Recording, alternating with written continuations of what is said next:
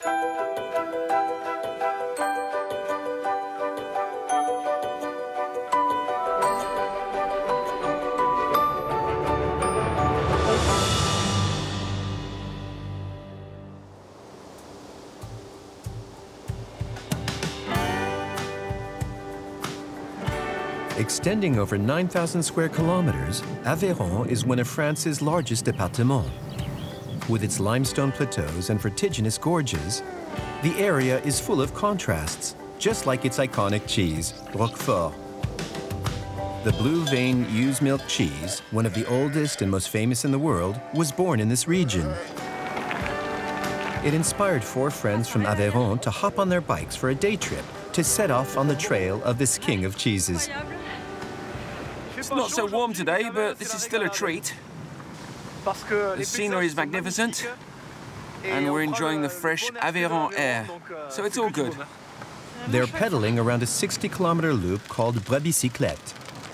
The first stage takes them to Alice's farm. Hello. Hello. Hello. Hello. Welcome to Hermélix. You're on a family farm where we produce the sheep's milk used to make Roquefort cheese. Now 75, Alice has spent a good part of her life with her animals. These ewe lambs were born in January, so you can see what they're like. Yes, they're very cuddly. They bite too. Every week, Alice welcomes cycle tourists for her ewes to charm. Oh, they're so cute. I love having guests, yes. It's a chance to promote our profession.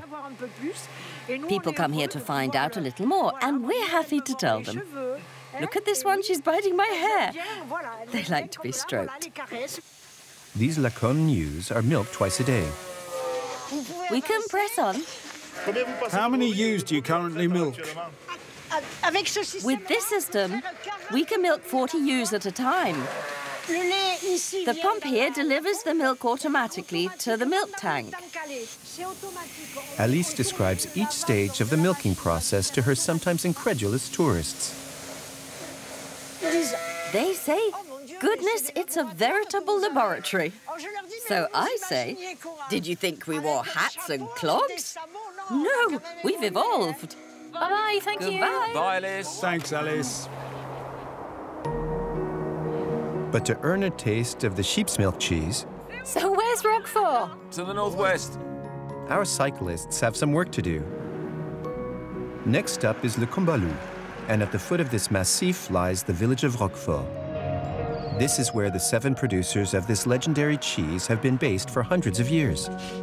In the 3rd-floor basement of this 1,000-year-old cellar, a master cheesemaker watches over 6,000 maturing Roquefort, whose every secret he knows, even the most ancient.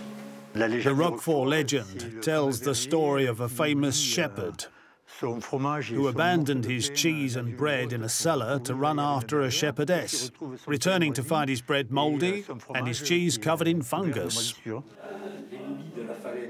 Legend or not, this is the mold that makes Roquefort famous.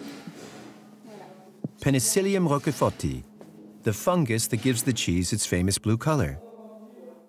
Now I'm observing the development of penicillium inside the cheese to check it's all the way through and developing evenly.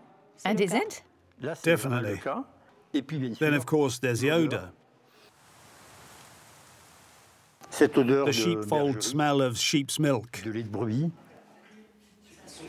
To keep the cheeses moist and fresh, nature has produced the perfect environment. The huge cliff overlooking the village acts as a natural air conditioner. A vast network of underground tunnels links it to the cellars. The air rushes into the cliff, moves through a network of faults, taking on moisture and cooling on contact with the rock, so it arrives in our cellars cool and damp. We rejoin our cyclo-tourists for a look around another Roquefort cellar. So here we are in Gabriel Coulet's oldest cellar. Please stand over there. After 3 weeks of maturation, the process needs to be slowed down with tinfoil. To keep the Roquefort from the air, we now have to wrap it. Come on, let's all give a hand. Don't crease it too much. No, you're doing it wrong. All wrong? Yes. The thing about tin foil is that it's malleable. So if you don't overdo it, you can gain a few millimeters. Once you've teased it up, you can fold it over the top. So should we taste this Roquefort? We have 3 of them, all different, nothing like each other. Some mild, some with more character. Our day trippers now see their département in a new light. Because Aveyron has at least as many faces as Roquefort has different flavors.